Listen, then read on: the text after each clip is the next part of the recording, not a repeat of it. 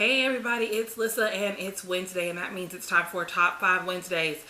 This week's topic is the top 5 books that you thought you would hate but you actually ended up really liking. I could probably actually think of a lot of things that I thought I was going to not like that I read anyway and that I ended up liking, but for the sake of keeping this video relatively short, I narrowed it down to just 5.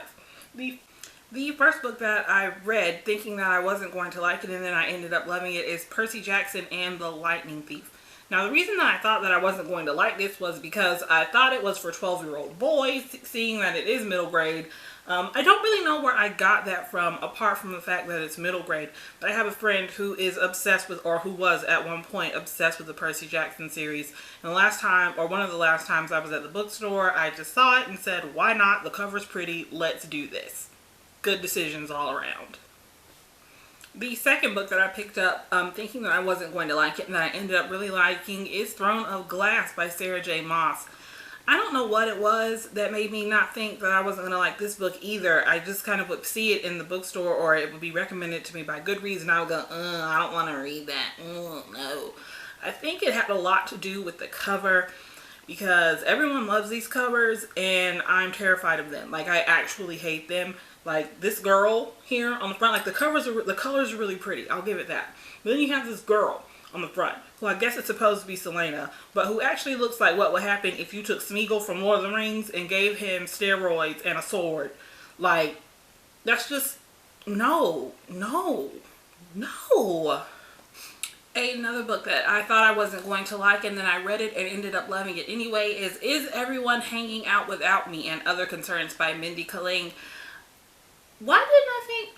This is a common theme for this video. I have no idea what made me think that I wasn't going to like any of these books. I probably thought that I wasn't going to like this one because all I knew about Mindy Kaling at the time was that she was that girl from The Office. And I'm probably one of the 5 people in America that actually hates The Office. Like, I think it's the dumbest show ever. And I know that she was on it, and I know she was an actress on it, and I know that she wrote for it. So clearly I didn't want to read her book.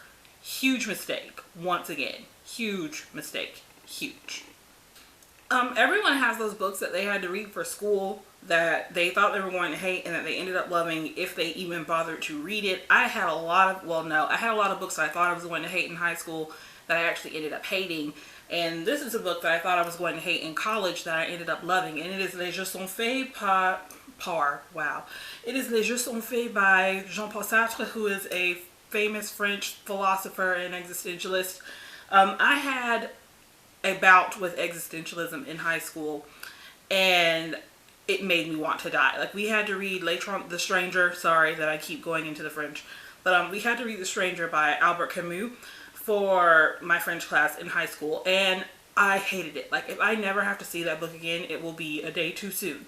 So then I got to college, and what do we have to read but this book, another existentialist novel by another stupid existentialist. I don't like existentialism. I just don't like it. But then we ended up reading it, and it was a good existentialist book. Words. This is a terrible copy too, because I got it from the school bookstore, and I don't know. Prentice Hall printed this.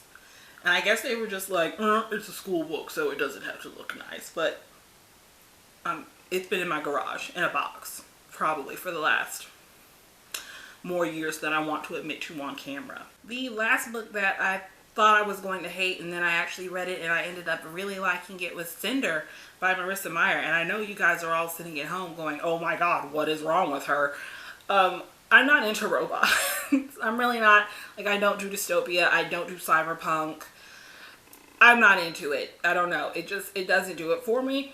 I don't remember what made me finally get this book. I probably had a coupon to Barnes & Noble and it was probably super duper cheap, and I probably finally just said, whatever, I'm going to do it, because I love rewritten fairy tales. They're like my favorite things in the world.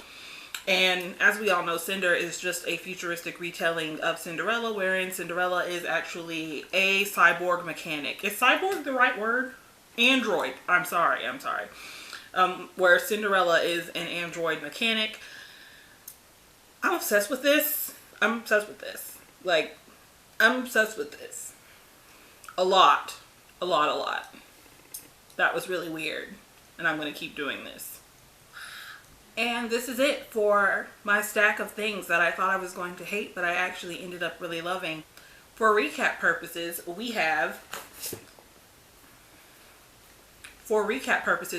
Ill. This is for 12-year-old boys.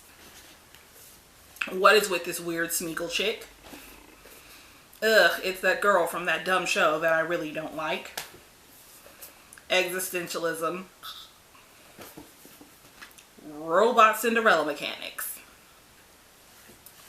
And that's it. I still haven't really figured out a way to close these videos out, if you cannot tell. So in the meantime, I will post links to these down here in the box. You guys leave me comments in the box. Tell me if you've read any of these, if you like them, if you thought you weren't going to like them. What books did you think you weren't going to like and ended up loving? I don't know, but I want to.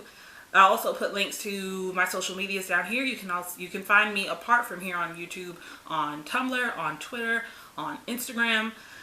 A lot of places. A lot of places. So until next time, bye.